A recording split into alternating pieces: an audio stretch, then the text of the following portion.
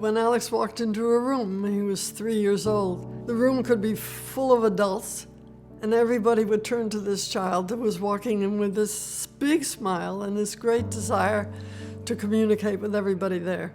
That's the memory of Alex. He was a joyous, very joyous child. We were all born in New York and grew up in New York. I was the youngest of four. Alex was the second.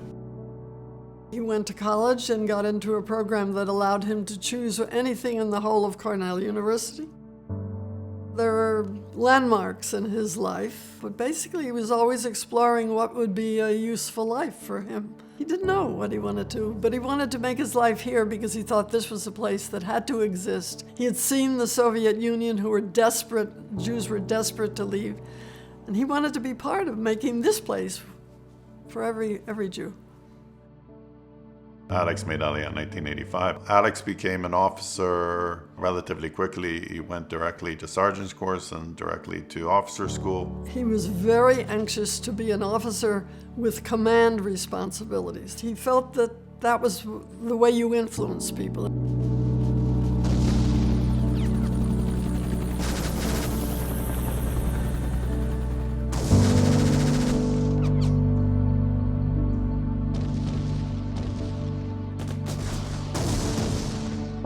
Alex definitely put in our family this first stone of what is our legacy in Israel.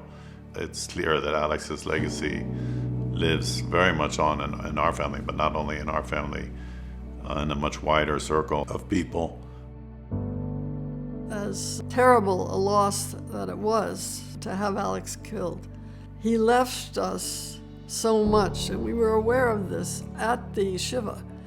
People kept coming with the letters. They never threw them out. Even with very little time during army maneuvers, he would stop and write a letter or write in the diary or draw a picture. Even though he was killed on his 25th birthday, there is really a lifetime of work. It's still inspiring today for a lot of people. That's what he did.